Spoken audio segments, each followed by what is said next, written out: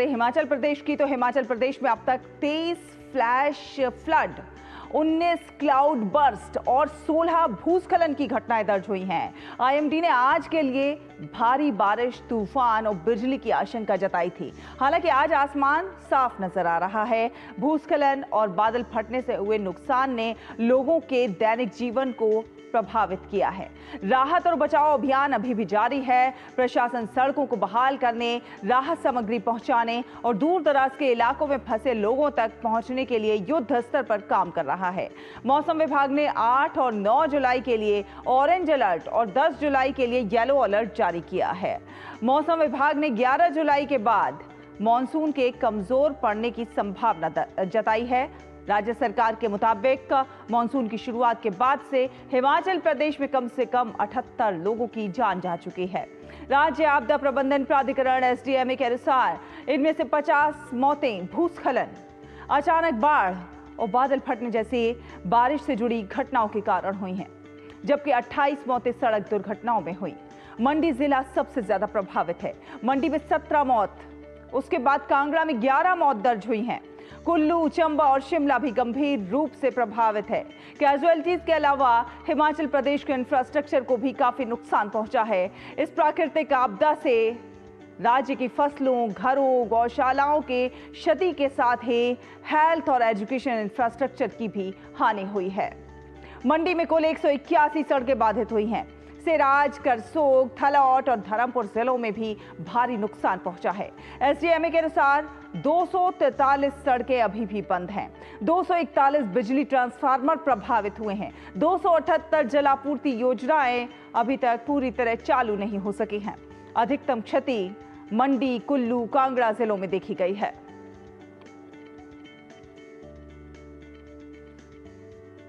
आपदा के बीच भारतीय वायुसेना ने प्रभावित लोगों तक राहत सामग्री और अन्य आवश्यक सामग्री पहुंचाई। एनडीआरएफ और एसडीआरएफ की टीमें भी तैनात हैं और बचाव अभियान लगातार चला रही हैं। प्रशासन ने नदी, नाला और भूस्खलन संभावित क्षेत्र से दूरी बनाए रखने की सलाह दी है।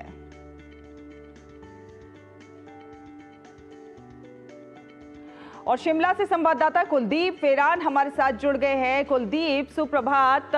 आफत की बारिश, तबाही लेकर आई है ये बारिश। आज भी जो है भारी बारिश की चेतावनी है। किस प्रकार का आज मौसम है और किस प्रकार जो है हालात हैं?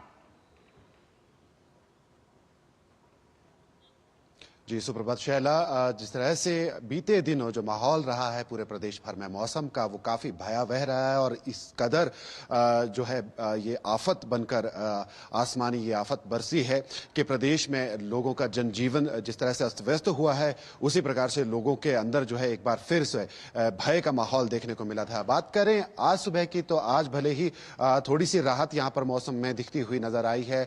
रविवार सुबह से लगातार मौसम में सुधार आ रहा है प्रदेश के। हालांकि मौसम विभाग की चेतावनी के बावजूद, भारी बारिश के रेड अलर्ट के बावजूद जो है कई स्थानों पर बारिश नहीं हुई है। अगर अगले फोरकास्ट की अगर हम बात करें, जिस तरह से मौसम विभाग ने 9 तारीख तक का जो पूर्वानुमान जताया है, उसके अनुसार जो है राज्य के लगभग 3 से 4 जिलों में, जिनमें कि मंडी है, शिमला है और उसके अलावा सिरमौर है और उसके अलावा कांगड़ा की भी बात की जा रही थी कि भारी बारिश के आसार जताए जा रहे थे। लेकिन इस तरह से अभी देखा जा रहा है आसमान में जिस तरह से आज धूप खिली है, सुबह की जो शुरुआत है वो खिली धूप के साथ हुई है, तो उम्मीद यही जताई जा रही है कि ये जो बादल दुख के थे वो शायद अब थम चुके हैं होंगे और प्रदेश के जितने भी ये प्रभावित इलाके हैं, चाहे वो क्लाउड बर्स्ट के मामले थे या फिर उसके अलावा जो जलस्तर बढ़ चुके थे, उससे जो बाढ़ प्रभावित क्षेत्र थे, उनमें आज राहत और पुनर्वास कार्यों में जो तेजी आ सकेगी और लोगों को जो प्रभावित लोग हैं उन्हें राहत मिल पाएगी। शैला, फिर भी ये आपसे जानना चाहेंगे कि राहत बचाव का ये जो कार्य है वो अभी तक किस स्तर पर है और अभी की ताजा स्थिति क्या है? अब धूप खिली है तो थोड़ी उम्मीद और जगी है कि तेजी आएगी।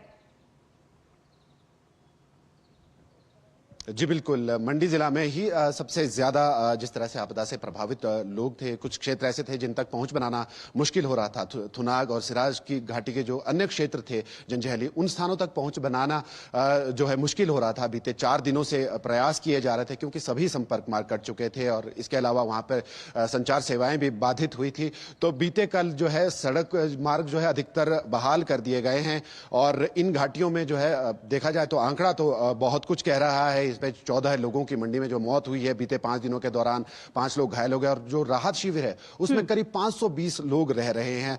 थुनाग के जो सभी क्षेत्र है वो ज्यादा प्रभावित है। तो आज जो है धूप खिलने से थुनाग के जो प्रभावित क्षेत्र है वहां एनडीआरएफ, एसडीआरएफ की जो टीमें हैं उनके जो राहत व बचाव कार्य होंगे उन्हें जरूर आज काफी हद तक जो है सक्सेस मिलेगा क्योंकि बीते दिनों से खराब मौसम के चलते लोग जो सुदूरवर्ती जो पहाड़ी क्षेत्र थे उनके घरों तक पहुंच बनाना जो टीमों के लिए मुश्किल हो रहा था, चाहे वो राशन की किट्स होंगी, चाहे दूसरे अन्य जरूरी सामान था, उन्हें पहुंचाने में बहुत सी बाधाएं आ रही थी। और वैसे भी जिस तरह से धूप खिली है उस तरह से जो नदी नालों का है जल स्तर है वो भी घट जाएगा।